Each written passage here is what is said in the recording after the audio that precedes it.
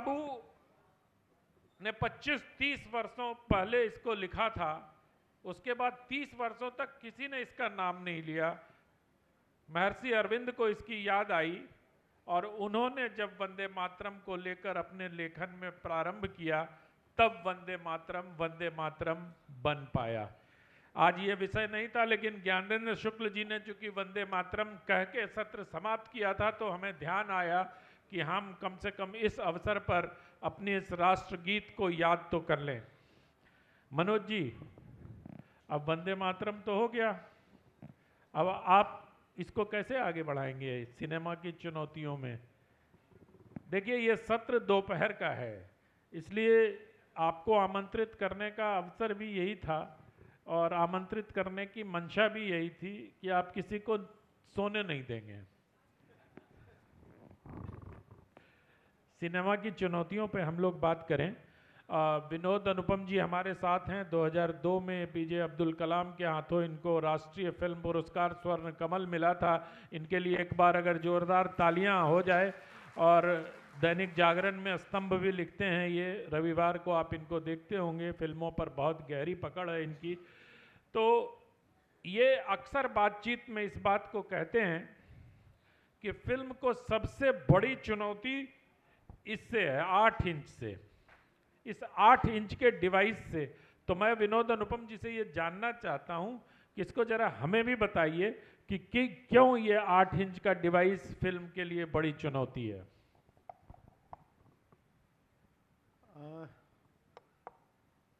चुनौती इसलिए है कि सिनेमा अपने आप में एक जादू है और वो जादू काम करता है सिनेमा हॉल में। जब हम अंधेरे में बैठते हैं और हमारे सामने सिर्फ और सिर्फ सिनेमा होता है, हम छाया को एक्सेप्ट करते हैं। सिनेमा रियल कुछ होता नहीं है, एक छाया होती है और उसको हम एक्सेप्ट करते हैं, उसमें डूब जाते हैं, उसके साथ रोते हैं, उसके साथ हंसते हैं, उसके साथ लोग क्या कहते हैं, जब फाइट का सीन होता था तो लोग बोलते थे कुर्सियां उखाड़ लेते हैं। ये इतना इन्वॉल्व होते हैं, इतना इन्वॉल्व इसलिए होते थे हम लोग कि हमारे सामने सिर्फ और सिर्फ सिनेमा होता था, कैरेक्टर होते थे, कहानी होती थी। अब जो सिनेमा हम देखते हैं घरों में, टेलीविज़न पर देखते हैं, टेलीविज़न के बाद लैपटॉप पर आ गया, लैपटॉप के बाद मोबाइल पर आ गया। अब यहाँ सिनेमा के अलावे बाकी सब कुछ है। आप सिनेमा देखते हुए गप कर सकते हैं, सिनेमा देखते हुए सफ़र कर सकते हैं, सिनेमा देखते हुए, पहले एक पॉपकॉर्न दुश्मन था सिनेमा का, अब है कि सिनेमा चारों तरफ दुश्मनों से घिरा हुआ है। आप उस बीच में यदि कुछ गुम हुआ है तो वो सिनेमा गुम हुआ है, सिनेमा की कहानी गुम हुई है, हमारे कैरेक्टर्स गुम हुए हैं, हम किसी से रिलेट नहीं करते। आज भी यदि आपको पूछा जाए कि सबसे लोकप्रिय कैरेक्टर आपका कौन है, तो आप बोलिएगा आनंद के राजेश खन्ना या जंजीर के अमिताभ बच्चन। आप आज के कैरेक्टर याद ही नहीं कर सकते हैं, वो है ही नहीं आपके जेहन में।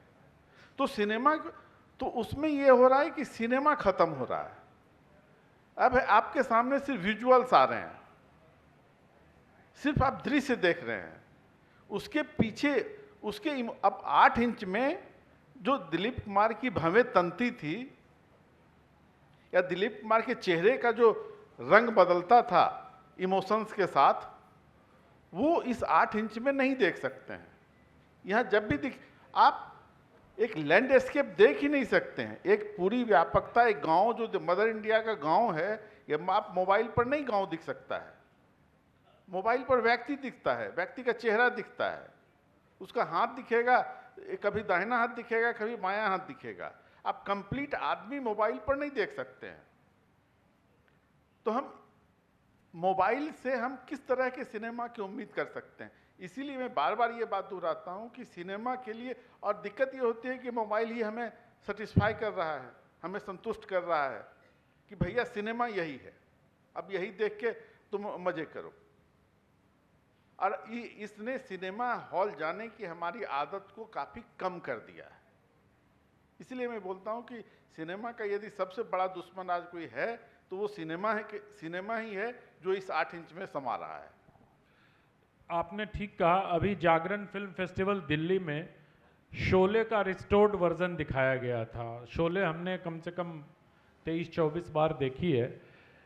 अभी टीवी पर जब आता है देखता हूँ, लेकिन मुझे लगता है वर्षों बाद उसको 70 mm पर्दे पर देखा हमने, और उसमें जो प्रभावोत्पादकता थी, उसमें मतलब ठाकुर के बूट में जो कील लगी हुई थी वो 3-3 फीट की दिखाई दे रही थी कील। तो उससे जो दिमाग पर इम्पैक्ट आ रहा था, या अमिताभ बच्चन के गोली लगने के मरने का जो सीन है, उसमें जो पीड़ा उसके चेहरे पे दिख रही है, वो पीड़ा आप 70 mm सिनेमा के बड़े पर्दे पर ही महसूस कर सकते हैं। आपको इमोशंस दिखेंगे नहीं छोटे छोटे इतने जो ये वीडियो गेम्स टाइप फिल्में हो गई हैं। लेकिन मनोज जी, एक दूसरा कारण और है, मुझे लगता है सिनेमा की एक और बड़ी चुनौती है। सिंगल थिएटर सब बंद हो गए, और जो सिनेमा हॉल हैं वो ज़्यादातर रेस्टोरेंट में तब्दील होते जा रहे हैं। सिनेमा भी दिखाते हैं, स्क्रीन भी है, लेकिन खाने पीने का ज़्यादा, मतलब 2000 रुपये का पॉपकॉर्न मिलेगा, 500 रुपये का पानी मिलेगा।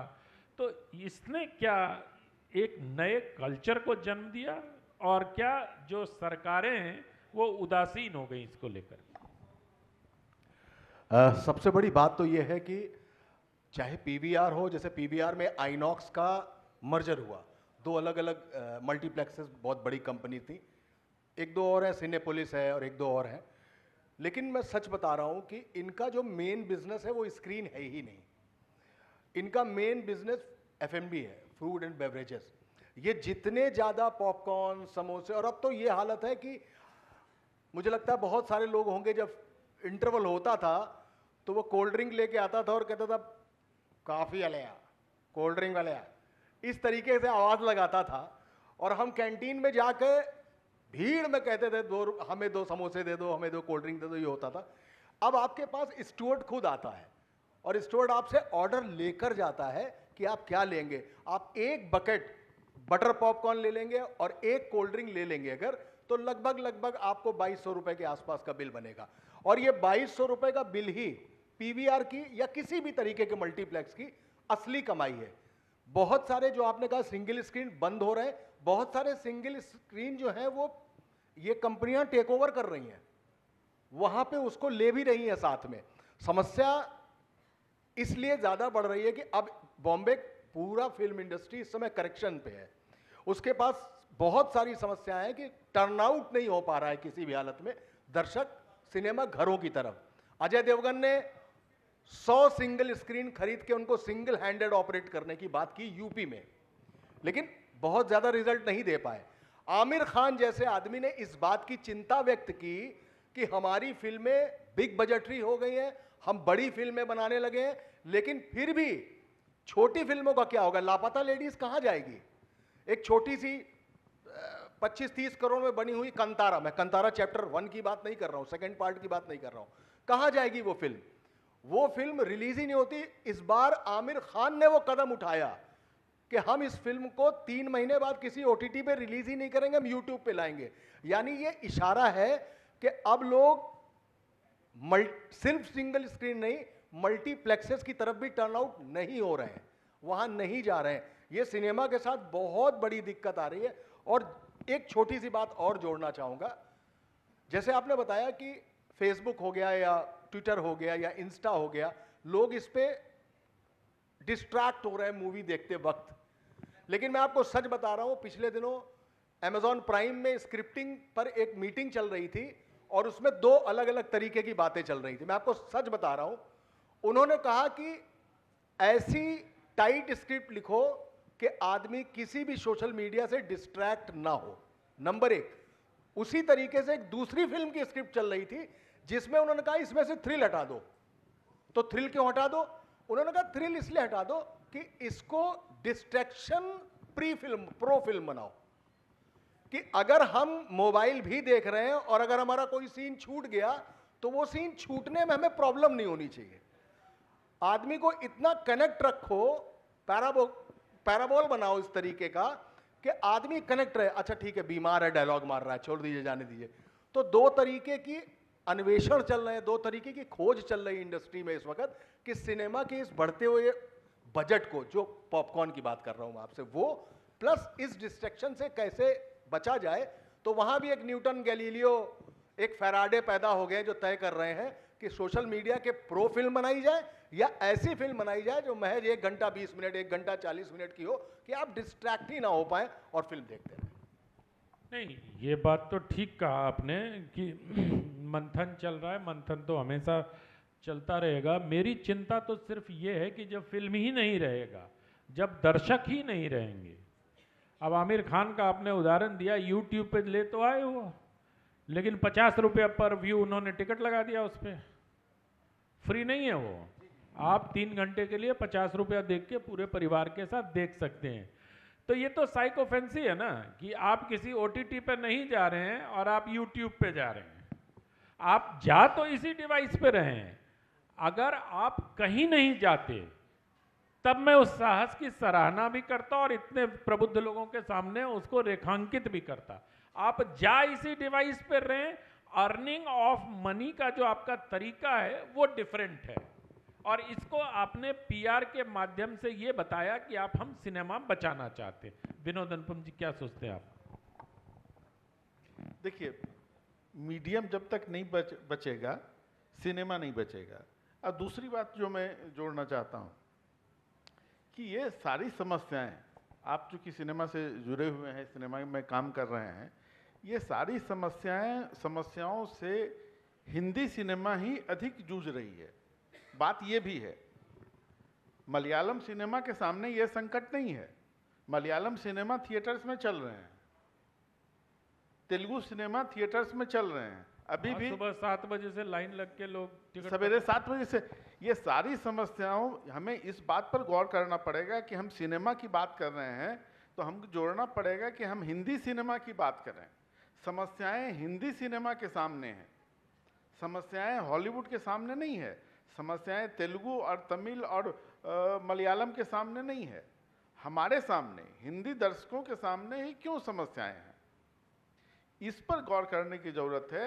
और ये जो कहानियों में जो मुझे लगता है जो परिवर्तन आए हैं, या जो फिल्मकारों में जो परिवर्तन आए हैं, मुझे लगता है कि इसका एक बड़ा कारण ये है कि जो फिल्मकारों की नई पीढ़ी जो आई है, पुरानी पीढ़ी जो थी हमारे पास, महबूब खान की हो, विमल राय की हो, वो या गुरुदत्त की हो, जो भी फिल्मकार आए थे वो हमारे बीच से गए थे, चाहे यश जौहर ही क्यों नहीं हो, वो हमारे बीच से गए थे। उन्होंने समाज को देखा था, उन्होंने देश को देखा था, अपने गांवों को देखा था। अभी जो फिल्मकार वहाँ हैं वो सेकेंड जनरेशन है, थर्ड जनरेशन है, उनकी पैदाइश ही मुंबई में हुई है, वो उसी के बीच बड़े हुए हैं। उन्हें पता ही नहीं है कि बिहार के गांव कैसे हैं, उन्हें पता ही नहीं कि पंजाब का गांव कैसा है। उनके कल्पना में है कि पंजाब में गांव ऐसा होता होगा और दिलवाले दुल्हनिया बन जाती है।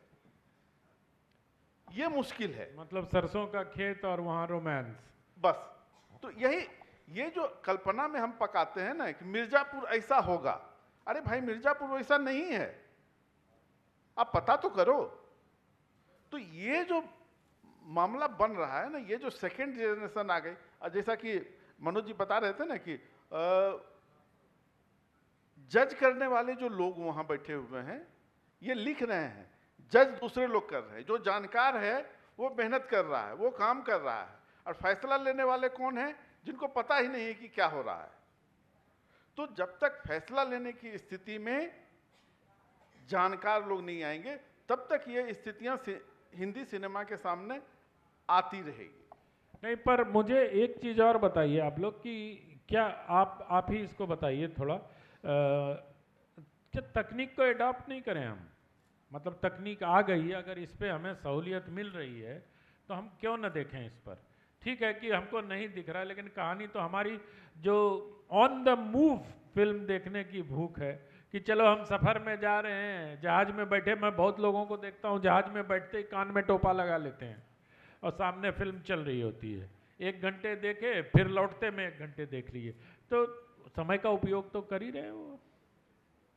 देखिए, सिनेमा पर जब हम बात करते हैं ना, तो सिनेमा सिर्फ कहानी नहीं होती है, सिनेमा में यदि सिर्फ कहानी हम ढूंढेंगे तो थोड़ी मुश्किल होगी, तब हम उससे इन्वॉल्व नहीं कर पाते हैं। आप जो मैं रोने की बात कर रहा था कि फिल्म देखते हुए हम रोते हैं, आप मैलांचल पढ़िए ना, आप रविन्द्रनाथ टैगोर की कहानियां पढ़िए, आप बंकिम चंद्र को पढ़िए, उसको पढ़ते हुए भी आप उतने ही इन्वॉल्व होंगे जितना आप किसी को फिल्म को देखते हुए होते हैं। तो मुख्य बात यह है कि हम इन्वॉल्व कितने हो रहे हैं। सिनेमा का जो मामला है, सिनेमा विजुअल है, सिनेमा शब्द से बात नहीं करती है, सिनेमा बात कहती नहीं है, उसमें आप दिखते हैं। आप तमिल फिल्में भी देख रहे हैं, तेलुगु फिल्में भी देख रहे हैं, आप अलग अलग भाषाओं की फिल्में देख रहे हैं, आप उसमें विजुअल महत्वपूर्ण होता है। आप उसमें हम लोग कलर की बात करते हैं, रंगों की बात। अब सवेरे एमजे अकबर साहब बोल रहे थे कि ज्योतिषी के अनुसार रंग, अलग अलग रंग के कपड़े पहने जाते हैं। रंग का अपना महत्व है, आप मोबाइल पर रंग देख ही नहीं सकते हैं। सिनेमा में कलरिंग एक अलग विधा है, आप सब लोग जानते हैं। हाँ, इसमें 1 मिनट रोकता हूँ। चेन्नई एक्सप्रेस देखा है किसी ने यहाँ? हाथ उठाइए। चेन्नई एक्सप्रेस, दीपिका के शिफॉन साड़ियों का कलर याद है किसी को? कितने एक ही सेट में बदले हैं। और मैं इसलिए ये उदाहरण दे रहा हूँ कि ऑस्ट्रेलियन यूनिवर्सिटी में मेरी एक दोस्त हैं, प्रोफेसर हैं, वो हिंदी पढ़ाती हैं, तो रंग वो दीपिका के क्लिप को काट के अपने स्टूडेंट्स को दिखाती हैं और कहती हैं कि ये रंग नीला है, ये पीला है, ये बैगनी है। तो ये भी इम्पैक्ट कलरिंग का होता कलर है। का अपना महत्व है, आप मोबाइल पर वो कलर देख ही नहीं सकते हैं। तो हम लोग जो बात करते हैं, और दूसरी जो सबसे बड़ी बात है सिनेमा को लेकर के जो हम लोग बात करते हैं, एक माने आज के दौर में हम लोग बोल सकते हैं कि हम लोग थोड़े पिछड़ गए, उम्र भी हो रही है। तो एक जो सिनेमा हॉल की जो एक सामूहिकता थी, जिसमें एक साथ 500 लोग एक साथ तालियां बजा रहे होते हैं, एक साथ हंस रहे होते हैं, एक साथ इन्वॉल्व होते हैं। हम नहीं जानते हमारे बगल में कौन बैठा हुआ है, लेकिन हम जरा सा अनकंफर्टेबल नहीं होते हैं। हमारे 2 सीट आगे कौन बैठा हुआ, हमारे पीछे कौन बैठा, हम कोई अनकंफर्टेबल नहीं होते हैं। वो खत्म हो गया मोबाइल ने। और उसमें ये बात होती है, एक मोबाइल में जो एक निजता आ गई, जो हम देख रहे हैं सिर्फ हम ही देख रहे हैं, तो सिनेमा का शर्म जाता रहा। एक जो सिनेमा को एक साथ 1000 लोग देख रहे हैं और सिनेमा सिर्फ एक व्यक्ति के लिए बनने लगा, तो सिनेमा, आप कोई काम 1000 लोगों के सामने करते हैं तो एक हया होती है, अरे यार 1000 लोग देख रहे हैं। आप अकेले में होते हैं तो वो हया खत्म हो जाती है। तो सिनेमा की वो हया खत्म होते जा रही है। उसको लग रहा है कि हम तो पर्सनल, एक एक व्यक्ति मुझे देख रहा है, एक साथ 2 व्यक्ति देख ही नहीं रहे हैं। माँ बेटा पहले एक साथ, हमने माँ के साथ दर्जनों फिल्में सैकड़ों फिल्में देखी होंगी। अब माँ बेटा नहीं जाता है फिल्म देखने के लिए, माँ अलग फिल्म देखती है, बेटा अलग फिल्म देख रहा है। हाँ, तो ये जो मामला सिनेमा के साथ आया ना। और दूसरी बात मैं जोड़ना चाहूँगा, वो पॉपकॉर्न वाली बात। तो एक वाकया मुझे याद है, एक बार मैं वो फिल्म देख रहा था बॉर्डर, और इंटरवल के बाद गोलियां चलने लगती हैं, लोग सैनिक मर रहे होते हैं, बहुत इमोशनल सा सीन है, कोई सीन हमको याद नहीं आ रहा है। और उसमें हमारे ठीक पीछे से वो पॉपकॉर्न चबाने की आवाज़ आ रही थी। मतलब मेरे हाथ में कुछ था नहीं, मुझे यही लग रहा था कि वो उसके सर पर दे मारे। कोई कैसे, आप इसका मतलब आप सिनेमा में इन्वॉल्व भी नहीं है। यदि बॉर्डर आप देखने गए हैं तो बॉर्डर में सैनिक मर रहे हैं, जो बॉर्डर की कहानी है बहुत ही इमोशनल है, बहुत ही अटैच, बहुत ही जोड़ती है। आप उस बीच में कैसे पॉपकॉर्न का मजा ले सकते हैं? तो ये जो मैं पॉपकॉर्न को दुश्मन बोलता हूं सिनेमा का, उसका एक कारण ये भी है कि उसने सिनेमा पॉपकॉर्न झूठे बदनाम है बेचारा, ऐसे खाली दाम के कारण सिनेमा को मजे में तब्दील कर दिया। सिनेमा सिर्फ मजे की चीज नहीं है, मेरा बस ये कहना था। ये सिनेमा से जुड़े हुए जो गंभीर लोग हैं ना, हमको मजे के लिए ही तो जाता है भाई। यहाँ हमारे लोग बैठे हैं, युवा सिनेमा किस लिए जाते हैं भाई? मजे के लिए ना। अब वो जमाना चला गया कि विमल राय बंदिनी बना रहे होंगे वो फूल कुमला रहा होगा, नूतन के चेहरे पर भी वैसी कुमलाहट आएगी, और इसको मतलब जब वो शर्माएगी तो दोनों को पैरेलल दिखाने के लिए 3 दिन कैमरा लगा के नूतन भी खड़ी है और विमल राय भी खड़े हैं। अब उतना टाइम नहीं है, अब तो 2 मिनट में नूडल्स बना रहे हैं, आप सिनेमा के लिए आप अपेक्षा कर रहे हैं। मनोज जी बताइए। मैं 2-3 चीजें कहना चाहता हूं, बड़ा मजेदार है ये कि, लेकिन गाना भी सुनाइए। आज जरूर सुनाऊंगा। सबसे बड़ी बात तो ये है कि अभी अनंत जी ने कहा, एक तो दोनों लोग स्वर्ण कमल विजेता हैं, पहली बात तो आप ये समझ लीजिए, दोनों लोग, और फिल्म के बारे में क्या जानकारी होगी, शानदार। एक तो बात यह कि जैसे अनंत जी ने कहा कि ठाकुर के जूते में लगी हुई कील जिस तरीके से डराती थी, और जब तक विलन पूरी फिल्म में पटक पटक के हीरो को नहीं मारता, तब तक आखिरी में जब हीरो मारता था उसका जो आनंद आता था। सर अब कीलों से कुछ नहीं होता। आप करण जौहर की अभी एक लेटेस्ट उन्होंने आउटसाइडर लोगों को लेकर फिल्म बनाई, दैट वाज किल। लोगों ने देखी है किल? यहां पे किसी ने? स्लैशर है सर, चाकू मारी आते बाहर और आते बाहर होते दिखाएंगे, सर पे कुल्हाड़ी मारी आंख बाहर होते दिखाएंगे। अब कील और आंख ये समझ लीजिए। अब आ जाइए दूसरी चीज पे कि वो विमल राय वाली क्यों नहीं बन रही, और वो बॉर्डर पे वो जो पॉपकॉर्न खा रहा था वो आपको खल रहा था। याद करिए जब शिकार जैसी फिल्में आती थी, हमराज जैसी फिल्में आती थी, तो पीछे बैठा कोई कहता था देखना यही है कातिल। वो जो मसला था, मेरे ख्याल से यहां पे बैठे सारे लोगों को मालूम होगा। गुप्त फिल्म में मैं अपनी पत्नी को लेके जा रहा था, पत्नी ने मुझसे कहा तुम्हें मालूम है गुप्त फिल्म में काजोल ही सारी हत्या करती है। अब मैं आपको पॉपकॉर्न से बड़ा दर्द बता रहा हूं, वो जो स्पॉइलर निकलता है ना वहां से, वो इतना खतरनाक होता है। अब आते हैं समाज वाली बात इनका पे। तो मन भी कर गया कि उसको थप्पड़ मार दे, आप तो सोच भी नहीं सकते होगे। अब बताता हूं आपको कि इस देश में विमल रॉय जैसी फिल्में बनी, बासु चटर्जी जैसी लोगों ने फिल्म बनाई, लेकिन इसी देश में मनमोहन देसाई भी आए जिन्होंने अमर का खून निकाल के ऐसे किया, अकबर को ऊपर चढ़ा दिया। अकबर से निकला एंथोनी पे गया, एंथोनी से ऊपर चढ़ा, फिर नीचे चला गया और मां पे चढ़ गया, और हम सब खुश थे। वो भेष बदल, वो बच भी गई। अरे सर उससे बड़ी बात, वो भेष बदल के गाने गा रहे थे कि अनहोनी को होनी कर दे, होनी को अनहोनी, एक जगह जब जमा हो तीन। अब तीनों विलन के सामने भेष बदल के अपना ही नाम बता रहे हैं, लेकिन हम खुश हैं। क्या बात है, मनमोहन देसाई ने क्या फिल्म बनाई। सर जब 3 भाई एक घर में रहने वाले बालकनी या फैमिली या फर्स्ट क्लास का टिकट देखते थे तो अमर अकबर एंथोनी बनती थी। आज उस घर में 3 भाई एक नहीं रहते हैं, तो भाइयों की समाज की स्टोरी बनाएगा कौन? बहुत बढ़िया। कौन बनाएगा उस समाज की स्टोरी? आज फिल्म बनेगी, एलजीबीटीक्यू बननी चाहिए, मैं उसका विरोध नहीं कर रहा हूं। मैंने एक बात कही है कि आपने फेम गेम माधुरी दीक्षित की एक देखी होगी सीरीज, उस फेम गेम में माधुरी दीक्षित का बेटा गे है, यहां तक ठीक था, लेकिन गे का बेडरूम सीन भी दिखा दिया, यहां तक चला गया सिनेमा। और आप कहते हैं कि मोबाइल पे वो अकेले देखेगा, अकेले देखने ही चाहता है, इसीलिए अकेले का कंटेंट बन रहा है, बन ही रहा है, इसलिए अकेले गाली गलौज इसीलिए आ रही है क्योंकि अकेले देखना है उसको।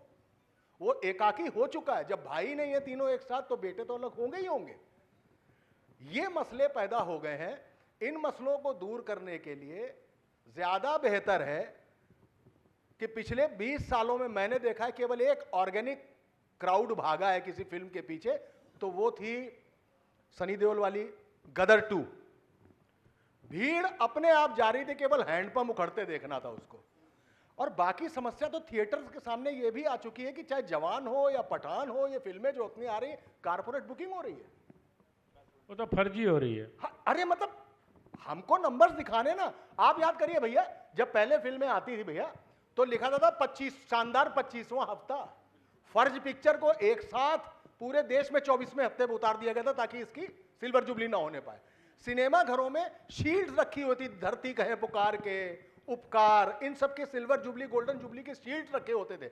आज किस में होता है? 100 करोड़ का ही है ही नहीं। इसने 500 करोड़ कमाए ऑल इंडिया या पैन वर्ल्ड, फिर चाइना में इतना कमाया, यहां पे आंकड़ा आ गया। ये चुनौती आ गई है। इस चुनौती के लिए स्टारडम को बरकरार रखना पड़ेगा। जब स्क्रिप्ट लिखी जाती है तो सलमान खान अगर उसमें है तो वो 500 करोड़ भी लाएगा, लेकिन 500 करोड़ वाली स्क्रिप्ट अपने हिसाब से बनवाएगा। तो ये कुछ समस्याएं भी हैं और कुछ नई पीढ़ी की मांग भी है, और शायद हमें इस नई पीढ़ी की मांग को समझना चाहिए। ठीक बात है कि सलमान खान अपने आप को उसमें 500 करोड़ के लिए लाएगा भी, लेकिन खान साहब को भी तो समझना होगा ना कि राधा जैसी फिल्म में चाहे कितनी भी 500 करोड़ ले आओ, कमाएगा 100 ही करोड़। सिकंदर भी। तो ये सब जो बुढ़ाते हुए 60 साल के 60 साल के युवा अभी हो गए ना, शाहरुख साहब का अभी 2 नवंबर को 60 हो गए, 60 साल के हो गए। खैर चलिए वो उस पर नहीं जाते हैं। हम ये समझना चाह रहे हैं कि जिस तरह हमने सिंगल थिएटर कम हो गए, उत्तर प्रदेश सरकार ने कुछ पहल की थी इसमें, मुझे मालूम नहीं है कि सिंगल थिएटर की पहल उनके कहाँ तक पहुँची। ये सरकारों को क्यों नहीं इस पर ध्यान देना चाहिए? सिनेमा सिर्फ मनोरंजन नहीं है, सिनेमा एक कला भी है। और हम जब अभी आकृति से मेरी बात हो रही थी, जो संचालन कर रही थी, उन्होंने कहा कि सर सब कुछ हमारे ही पीढ़ी पर लाद दीजिए आप लोग, कि हमको हिंदी भी नहीं समझ में आती, हमको अंग्रेजी भी नहीं समझ में आती, इसलिए इनको हिंदी इंग्लिश मिक्स करके बताओ। अरे कहाँ से पता चला आपको कि हमको समझ में नहीं आती? हमारी पीढ़ी मूर्ख है क्या? ये जो बच्चे बैठे हैं ये मूर्ख हैं क्या? बहुत एजिटेटेड थी कि हर चीज आप जेन जी पर और मिलेनियल किड पे डाल देते हैं कि इनके लिए ऐसा हो रहा है। अरे हम क्या मूर्ख हैं और आप बड़े होशियार थे क्या? हर पिछली पीढ़ी अगली पीढ़ी को मूर्ख ही समझती है, लेकिन होता अगली पीढ़ी पिछली पीढ़ी से ज्यादा होशियार है। मैं सिनेमा के लिहाज से मनोज जी ये जानना चाहता हूं कि सिनेमा में ये क्यों नहीं दिखता कि यश चोपड़ा ने जो काम किया वो उनके पुत्र क्यों नहीं कर रहे हैं? करण जौहर के पिता यश जौहर ने जो काम किया वो करण क्यों नहीं कर पाया? और किया तो शुरू में किया और फिर उसको भूल गया, है ना। अब आप वो अतड़ी की बात बता रहे थे, थोड़ा सा चर्चा ओटीटी की भी कर लेते हैं हम लोग, क्योंकि ये ओटीटी का ऑफशूट है फिल्मों में। आप घोल सीरीज याद करिए जिसमें सैफ अली खान का हाथ काटा तो उसके बाद कटी हुई हथेली तड़पते हुए दिखाया 40 सेकंड तक। अभी एक बॉम्बे डायरीज करके एक बॉम्बे के बाढ़ पर एक फिल्म आई थी, उसमें जब प्रसव कर रही है महिला तो क्लोज टाइट शॉट जाके सिजेरियन बेबी को निकालते हुए पेट से दिखा रहा है। ये कौन देखना चाहता हमारे समाज में भाई? ये कौन सा जेंजी देखना चाहता है?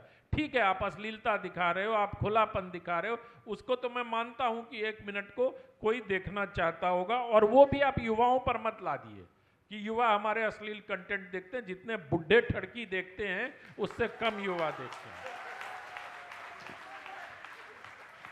हर चीज के लिए युवा को जिम्मेदार कैसे मान सकते हैं, बताइए। सर मुझे याद है साउथ इंडियन के कोई प्रोड्यूसर थे, मैं उनका नाम भूल रहा हूं, उन्होंने हिम्मत वाला, मकसद जैसी बहुत सारी फिल्में बनाई। उस वक्त एक फिल्म आई थी मकसद, राजेश खन्ना। श्रीदेवी की आलोचना मत करिएगा, हमारी फेवरेट हीरोइन है। तोहफा, हिम्मत वाला, है ना, जस्टिस चौधरी। मकसद में श्रीदेवी है। मकसद में दोनों थी शायद। हाँ, दोनों थी, जयाप्रदा और श्रीदेवी। मैं मकसद यानी 90s की बात कर रहा हूं। आप कहिए तो मैं डायलॉग सुना दूं उस फिल्म। अरे सुनाइए। नहीं गड़बड़ है इसलिए कह रहा हूं आपसे। नहीं सुनाइए, चर्चा कर रहे हैं हम लोग। उसमें वो पहेलियां बूझ रहे हैं उस वक्त की। मकसद फिल्म है राजेश खन्ना, और देखिए आज की युवा पीढ़ी पे सारी बात डाली जाती है। तो राजेश खन्ना श्रीदेवी से कहते हैं, एक पहेली पूछते, अरोड़ा मरोड़ा थूक लगा के घुसड़ा बताओ क्या। ये डायलॉग है पिक्चर का। नहीं ऐसे तो अश्लील डायलॉग बहुत रहे हैं फिल्मों में। नहीं, दादा कोंडके सर दादा कोंडके तो थे ही। हाँ। उनका जो जेनरा था मैं मान गया, मैं इसीलिए आज्ञा लेके आप दूर क्यों जाते? कपिल शर्मा के शो में देख लीजिए ना, कितनी अश्लीलता और द्व्यर्थी मीनिंग होती है। हाँ, मतलब मैं राजेश खन्ना और श्रीदेवी की बात कर रहा हूं। अरे ये हमेशा से ऐसे लोग रहे हैं दुनिया में। ये एक अच्छा, एक आपको परफेक्ट उदाहरण देता हूं। 4-5 बनी है देवदास। अब आज की पीढ़ी देवदास क्या जाने। जैसे पहली वाली केएल सहगल को लेकर बनी, पारो आई उन्होंने मारा और पारो कमरे से चली गई। इसके बाद दिलीप साहब की बनी, पारो आई, दिलीप देवदास ने मारा, और इस बार पारो ने दरवाजा बंद कर लिया, कुंडी नहीं लगाई। उसके बाद शाहरुख खान की आई, अब ऐश्वर्या राय पारो है। पारो आई, शाहरुख खान ने उसको मारा, इस बार दरवाजा भी बंद किया और ऐश्वर्या राय ने कुंडी भी लगा ली। सर देवदास है और पारो है, सेम स्टोरी चल रही है। केएल सहगल के जमाने से दिलीप कुमार से शाहरुख खान होते। अब आती है देवडी। अब देवडी में वही पारो अपने करियर पर, साइकिल के करियर पे एक गद्दा लाती है, देवदास से मिलने गन्ने के खेत में जाती है, गद्दा बिछाती है, और वहां जो दृश्य है वो पूरा दृश्य है। ये इन उदाहरणों के माध्यम से आप सिर्फ ये समझ लीजिए कि किस तरीके से वही देवदास कहां से शुरू होती है और कहां तक आकर पहुंच जाती है, और हम या हमारी अगली पीढ़ी जो उसे देख रही है वो इससे और भी आगे है। ये जो लोग बैठे हैं केवल यही नहीं देखते हैं, इनसे पूछिए ये पी ड्रामा और के ड्रामा के कितने बड़े शौकीन हैं और कितने साफ सुथरे पी ड्रामा के ड्रामा है। मैं पाकिस्तानी ड्रामा और कोरियन ड्रामा की बात कर रहा हूं। ये सारी सीरीज देखते हैं यूनिवर्स की, चाहे वो थैनोस हो, कैप्टन अमेरिका हो, ये उसको देखते हैं। आज हमारे यहां यूनिवर्स बन रहा है। आप नेटफ्लिक्स कह रहा हूं, आप पूरा ओटीटी उठा के देख लीजिए, उसका जो वर्जन है इसमें ये ज्यादातर ईरानियन फिल्में देख रहे हैं, अच्छी ईरानियन फिल्मों की बात कर रहा हूं मैं आपसे, कोरियन फिल्में देख रहे हैं, यूट्यूब पे पाकिस्तानी देख रहे हैं, जो साउथ इंडियन की फिल्में उसमें सबसे ज्यादा मलयालम देख रहे हैं। ये वर्गीकरण है सर, लेकिन ये सिनेमा जैसे ही शाहरुख खान की फिल्म आएगी जाता है। सलमान खान से थोड़ा सा कम हो गया है, लेकिन शाहरुख खान पे जाएगा, अब कार्तिक आर्यन पे जाने लगा है, लेकिन कंतारा आएगी तो बहुत तेजी से जाएगा, केजीएफ आएगी बहुत तेजी से जाएगा। हम अमर चित्र कथा कहते हैं, राजा मौली की अगर बाहुबली आएगी तो इतना हॉल भर देगा, कुछ कहने की बात नहीं। तो ऐसा नहीं कि मॉरल नहीं बचे, सिर्फ गंदगी, गाली, सेक्स यही दिखाया जा रहा है। लेकिन समय बदलते बदलते ये साउथ वाले भीड़ कैसे खींच रहे हैं। पुष्पा इतनी बड़ी हिट थी, पुष्पा 2 इतनी बड़ी हिट हो गई, लेकिन देख लीजिए अपने सौतेले भाई से मिलने के लिए केवल पुष्पा है। मॉरल साउथ की फिल्मों में कहीं नहीं हटता। हम हिंदी वाले ही सबसे ज्यादा कंफ्यूज हैं कि हमें एनिमल बनानी तो है। मैं इसी से जुड़ा हुआ सवाल विनोद जी से पूछ लेता हूं कि जो फिल्म निर्देशक हैं या जो फिल्म के स्टोरी राइटर हैं, उनके दिमाग में जो परवर्जन चलता रहता है, क्या उसको ही समाज पर थोपना चाहते हैं और उसको युवाओं की पसंद बताकर समाज की पसंद बनाकर फिल्में बना देते हैं। जैसे आप हमेशा कहते हैं ना कि एक दौर था जब नक्सलियों को और आतंकवादियों को हिंदी सिनेमा ने रोमांटिसाइज किया, चाहे वो गुलजार हो चाहे कोई भी हो। आप फना फिल्म को देखिए और लास्ट सीन याद करिए, काजोल जब अपनी बेटी के साथ आमिर खान के कब्र पर जाता है तो बेटी पूछती है पापा आतंकवादी थे, तो काजोल कहती है कि उन्होंने जो किया जो सोचा ठीक ही सोचा होगा। तो हम आतंक को, हम उस रात की सुबह नहीं, नक्सलवाद को, और उससे और पहले जाइए, मैं इन्हीं की बात कोट करता हूँ। बातचीत में इन्होंने एक बार बताया कि महबूब खान की फिल्म मदर इंडिया, आगे बैठे कई सारे लोगों ने देखा होगा, पीछे बैठे देखा है कि नहीं देखा है मुझे नहीं पता। मदर इंडिया का पहला फ्रेम क्या है? मदर इंडिया का पहला फ्रेम है कम्युनिस्ट पार्टी ऑफ इंडिया का झंडा, एम्बलम। हसिया और हथौड़ा दिखाते हैं, जैसे राज कपूर की फिल्मों में पृथ्वीराज कपूर पूजा करते हुए दिखते हैं, वैसे महबूब खान वहां दिखाई देते हैं। और आखिरी सीन क्या है? आखिरी सीन है माँ बेटे को गोली मारती है, बेटा गिरता है और पानी में पूरी धरती लाल हो जाती है।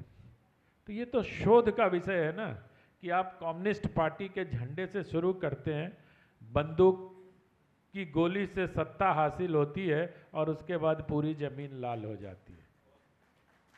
अब ये तो थियरी है ना, ये तो फिल्म हिस्टोरियंस को इस पर विचार करना होगा। एक बड़ी अच्छी किताब है आइडियोलॉजीज इन इंडियन सिनेमा, वो कई बार इस पर चर्चा होती है कि ईश्वर को तो आप गाली दे देते हैं, लेकिन दूसरे धर्म वालों को देते हुए आपको कुछ और करना पड़ता है। खैर हम उस पर नहीं जाते हैं। ये जो क्या परवर्जन जो दिमाग में चलता है फिल्मकारों के, उसको समाज पे थोपा जाता है क्या? आ गया। हाँ, बिल्कुल सही आकलन है। और ये मैं जैसा कि इशारा कर रहा था कि जो अभी फिल्मकारों की जो पीढ़ी वहाँ काम कर रही है मुंबई में, जो सेकेंड जनरेशन थर्ड जनरेशन के रूप में जो फिल्में बना रहे हैं, चाहे करण जौहर हों या आदित्य चोपड़ा हों या सूरज बड़जात्या हों, जो भी फिल्में बना रहे हैं, वो सारे लोग मुंबई में ही पले बढ़े, मुंबई में अपना परिवार ही देखा उन्होंने, और जो सोसाइटी देखी वो मुंबई के फिल्मों के लोगों की ग्लैमर ही देखा। जो बोलते हैं नहीं कि चांदी के चम्मच से बड़े होना के साथ बड़े होना, वो वही बड़े हुए।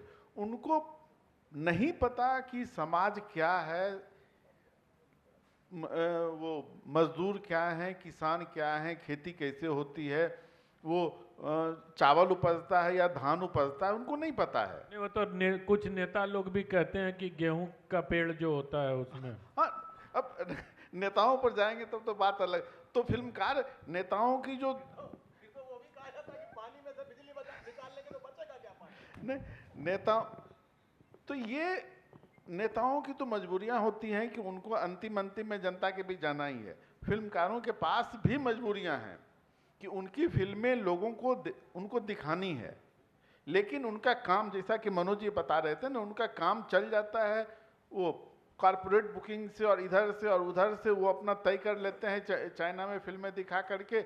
उनको हिंदी दर्शक, जो मैं बार बार ये बात कर रहा था कि ये सारी समस्याएं हिंदी फिल्मों की हैं और हिंदी फिल्मकारों की हैं, ये बाकी देश में ये समस्याएं नहीं हैं।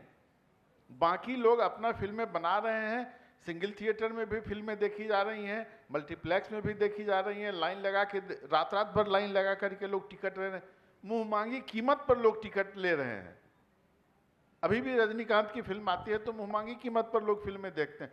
कौन लोग हैं वो और उनको क्या दिखाया जा रहा है? जो तो हिंदी सिनेमा ये समझ नहीं पा रही है, इसलिए नहीं समझ पा रही है कि उसको पता ही नहीं है। उसको अपनी दुनिया, हिंदी जो तमिल में काम कर रहे हैं, तेलुगु में काम कर रहे हैं, उनको पता है कि हमारे समाज को क्या पसंद है, हमारे युवाओं को क्या पसंद है। हमारे युवाओं को मैथोलॉजी पसंद है या धार्मिक कहानियां पसंद हैं। वो नरसिम्हा बनाते हैं, जब वो एनिमेशन लेटेस्ट एआई से बनाते हैं एनिमेशन में, तो नरसिम्हा बनाते हैं। वो नरसिम्हा की कहानी हमने भी सुनी है, हिंदी प्रदेशों में भी सुनी जाती है, हम नहीं बना पाते हैं, हिंदी फिल्मकार नहीं सोच पाते हैं वहां तक। तमिल में लोग दक्षिण भारत में लोग सोचते हैं। तो ये जो थॉट प्रोसेस का फर्क है, सोचने का फर्क है कि हम अपने समाज को कितना जानते हैं। हमारी युवा पीढ़ी, जैन जी की बात होती है, आज हमारी पीढ़ी से ज्यादा मंदिर जाने वाली पीढ़ी है जैन जी। आप मंदिरों में देख लीजिए, मैं पटना के मंदिरों में देखता हूं, ज्यादातर बच्चे जो होते हैं वो कोचिंग करने वाले होते हैं, इंजीनियरिंग की तैयारी करने वाले होते हैं, मेडिकल की तैयारी करने वाले होते हैं, वो नियमित रूप से मंदिर जाते हैं। हम कैसे बोल सकते हैं कि उन्हें नहीं पता है, उन्हें धर्म कर्म से लेना देना नहीं है? नहीं, जैन जी को तो बेवजह बदनाम किया जाता है। वो सिनेमा को, हिंदी सिनेमा को, हिंदी फिल्मकारों को ये पता नहीं है कि हमारे नए लोग दर्शकों को क्या पता। परिवार की बात हम बोल रहे हैं ना, हम वही देखना चाहते हैं पर्दे पर जो हमारे पास नहीं होता है। बरजात्या, ये राजश्री की फिल्में आज भी देखी जा रही हैं ना,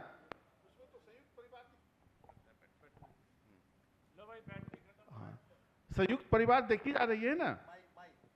मैंने प्यार किया, और उसके बाद वो हम आपके हैं कौन, और अभी जो सलमान खान के साथ बनी थी, तो सारी फिल्मों में तो संयुक्त परिवार हैं। हम पसंद करते हैं संयुक्त परिवार में, हम रहते हो या ना रहते हो, हम पसंद करते हैं।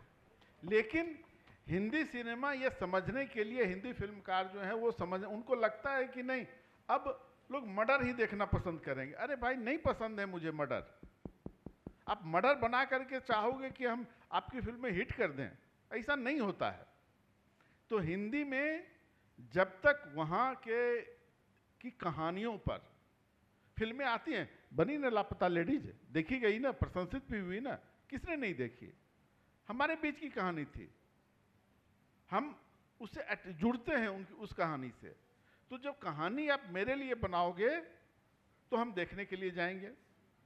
आप फैंटेसी बनाओ ना। अब छावा बनी, लोग देखने गए या नहीं गए? इस साल की सबसे बड़ी हिट है ना छावा। क्यों देखने गए लोग छावा? आप नहीं बना सकते हो छावा, ये आपकी सीमा है। हमारी सीमा नहीं है कि हम देखने के लिए तैयार नहीं हैं। ये फिल्मकारों को सोचने का समय है। अच्छी बात है। और अभी इस सत्र के बाद जो अगला सत्र होगा, मैं आप लोगों से वादा करता हूं कि आप जहां बैठे हैं वहां से हिल नहीं पाएंगे। हमारे साथ एक ऐसी भारत की बेटी होगी, ऐसी विजेता होगी जो अपनी कहानी जब बताएगी। मेघा परमार नाम है, सभागार में आ चुकी हैं। मेघा जी, आपका बहुत स्वागत है। और इन्होंने एवरेस्ट को जीतने का जो संघर्ष किया था, आज हमारे साथ वो साझा करेंगी। कैसे ये कहाँ से गिरी, कैसे पीठ टूट गई, हड्डी टूट गई, फिर रिवर्स खरी, वही बताएंगी, मैं नहीं बता रहा आपको। मेघा जी के लिए आप लोगों ने ताली बजाई। मेघा जी एक बार खड़े हो जाइए, लोग आपको देख लें कि आप सभागार में आ गई हैं। ये जिजीविसा की कहानी है मेघा परमार। लेकिन मेघा परमार जैसी जो अन्य बेटियां हैं, उनकी कहानी फिल्मकारों को दिखती नहीं है। ये समस्या है। अब कुछ सवाल ले लेते हैं, 3-4, समय समाप्त हो रहा है। मनोज जी, कोई गाना सुनाएंगे आप? हाँ बिल्कुल, सुनाइए ना। एक मिडले सुना दूं आपको? बढ़िया, सुनाइए। जेन जी को पसंद। अरे यहाँ लोग जेन जी इतना बोलते हैं, ये सब तो आईफोन की लाइन में लगे रहते हैं, उनके पास इतना पैसा है। चलिए एक सुनाता हूं आपको, मिडले है छोटा सा। उतना ही उपकार समझ कोई, जितना साथ निभा दे। जन्म मरण का खेल है सपना, ये सपना बिसरा दे।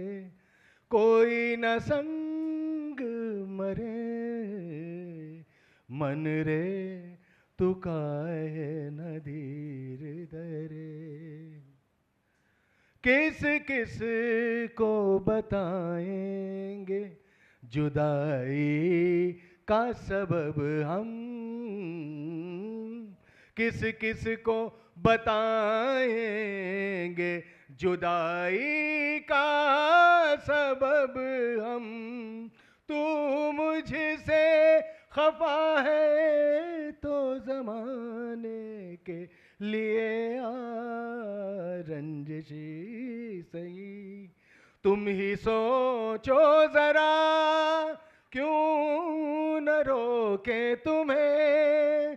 जान जाती है जब उठ के जाते हो तुम, तुमको अपनी कसम जाने जा। बात इतनी मेरी मान लो, आज जाने की जिद ना करो। लेकिन वो नहीं सुनता, उसको जल जाना होता है। प्यार दीवाना होता है, मस्ताना होता है। तू जो कहे जीवन भर तेरे लिए मैं गाऊं, तेरे लिए मैं गाऊं। गीत तेरे बोलों पर लिखता चला जाऊं, लिखता चला जाऊं। मेरे गीतों में तुझे ढूंढे जग सारा, छूकर मेरे मन को किया तूने क्या इशारा। यूं तो हसीनों के महज़बीनों के होते हैं रोज नजारे, पर उन्हें देख के देखा है जब तुम्हें, तुम लगे और भी प्यारे। रंजिशी सही आज जाने की जिद ना करो। मेरी आवाज ही पहचान है, घर याद रहे। बहुत बढ़िया, बहुत बढ़िया मनोज जी, आपको बहुत बहुत बधाई। मनोज जी पत्रकार भी हैं, उपन्यासकार भी हैं, और कल ही जो जागरण बेस्ट सेलर सूची जारी हुई है उसमें इनका उपन्यास कसारी मसारी अतीक अहमद को केंद्र में रख के लिखा है इन्होंने। बोल दूं? अच्छा, तो उसमें दूसरे नंबर पर है, ऑल इंडिया रैंकिंग इनके उपन्यास की दूसरी है। इनको बहुत बहुत बधाई। और अब 2-3 सवालों का समय है, कोई अगर पूछना चाहे। मुझसे कोई नहीं पूछे, ये वक्ता है, मैं तो सिर्फ संचालक हूं। सर मेरा नाम प्रकाश पांडे है और मैं आपके पड़ोसी कानपुर का रहने वाला हूं, और मनोज जी से जरूर से चाहूँगा एक बार कुछ 2 शब्द कानपुर के लिए बोल दें। कानपुर के लिए बोले? कान्हेपुर के लिए बोले? कानीपुर के लिए हाँ, तो बोलेंगे। ऐसे बोलिए ना, लगाओ कंटाप भाई। देखिए, कानपुर कंटाप है। कानपुर जो है, जब बच्चा पैदा होता है वहां पे, तो जब माँ बाप नर्स से पूछते हैं क्या हुआ है, तो बोलते हैं कॉन्फिडेंस पैदा हुआ है। कानपुर वो जगह है जहां पे कुछ गालियां ऐसी भी हैं जिनके लिए जुबान खोलने की जरूरत नहीं होती है, केवल इशारों से गाली हो जाती है। हाँ, क्योंकि मुंह में गुटखा भी तो होता है। मुझे मालूम था बात गुटके पे ही आएगी, लेकिन बात सिर्फ गुटके की ही नहीं है। अगर कानपुर कानपुर नहीं होता तो कलकत्ता के बाद कानपुर कैसे होता? कलकत्ता के बाद अंग्रेजों ने कानपुर को सबसे बड़ा शहर माना। आज पूरे उत्तर प्रदेश से लेके एनसीआर तक अगर कोई सैमसंग की फैक्ट्री खुलेगी, किसी आईफोन की फैक्ट्री खुलेगी, उसका लेबर ऑफिस कानपुर में है। एकमात्र आईआईटी अगर कहीं बनाने का मौका मिला उत्तर प्रदेश में तो कानपुर में बना। फाइनेंस कारपोरेशन, यूपी हैंडलूम, जो भी आप समझ सकते हैं, 52 कारपोरेशन कानपुर में ही है, वहीं से रेगुलेट की जाती है सारी चीजें। नेशनल शुगर इंस्टीट्यूट कानपुर से, रोटोमैक पेन कानपुर का, घड़ी साबुन पहले भी इस्तेमाल करें फिर विश्वास करें, छोटा मोटा समझे हमको। सलमान खान रेड स्टेप जूते का ब्रांड एम्बेसडर। अच्छा, हो गया ज्यादा। मुझे लगता है कि कानपुर जाने में अभी भी लखनऊ से 2 घंटा लगता है। और सवाल पूछिए। एक्सप्रेसवे बन रहा है सर। अब बन रहा है पिछले 50 साल से। तो फिर चलिए, सवाल- राजनाथ सिंह गडकरी जी से बात करनी पड़ेगी। हेलो सर, मैं जानना चाहता हूँ डॉक्टर राजीव कुमार सक्सेना, श्रद्धा वाकर पे कांड पे क्यों नहीं फिल्म बनती है? श्रद्धा वाकर जो मर्डर हुआ था लव जिहाद सर, में। वो सिनेमा, उस पर हम ये क्या बताएंगे बेचारे, बताओ। नहीं नहीं, ये फिल्मकार मतलब फिल्म बनाते तो है नहीं, फाइनेंसर है नहीं, विषय से जुड़ा हुआ distributor है सवाल नहीं। करें सर। हाँ, बोलिए। फिल्म से जुड़ा हुआ सवाल पूछिए कुछ। जो विषय है उससे जुड़े जो भी सवाल हैं आप पूछ सकते हैं। बोलिए, आप बोलिए पीछे से। पहली बार उनको दीजिए एकदम पीछे, जो अरेबिक के नीचे बैठे हैं, फिलॉसफी और अरेबिक के नीचे। हाँ, हेलो सर, मैं अरुण हूँ।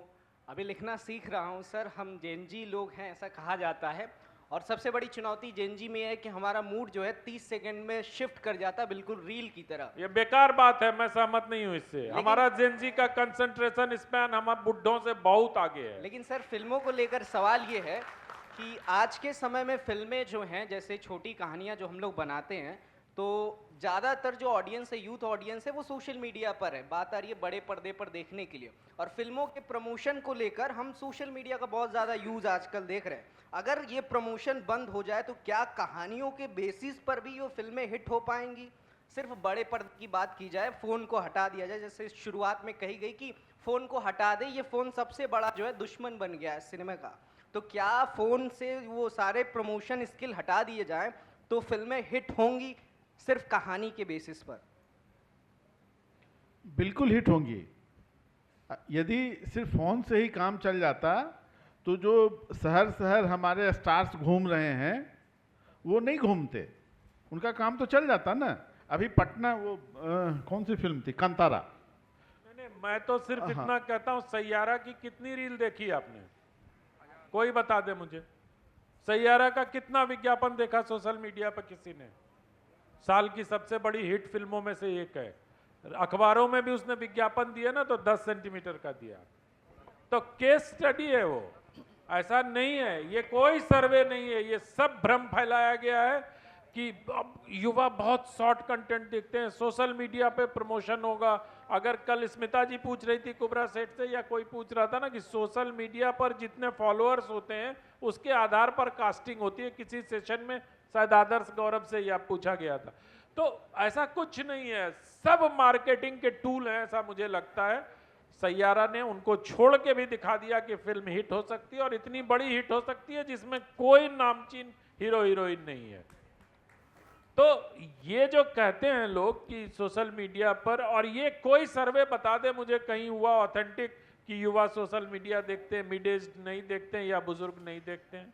ये सब भ्रम फैलाया जाता है कि शॉर्ट अभिज्ञान शाकुंतलम कितना मोटा है भैया। जो वेस्ट हमें ये ज्ञान देता है कि युवाओं के कंसंट्रेशन स्पैन बहुत पतला, और वो पतली किताबें पढ़ना चाहता है, छोटा कंटेंट देखना चाहता है।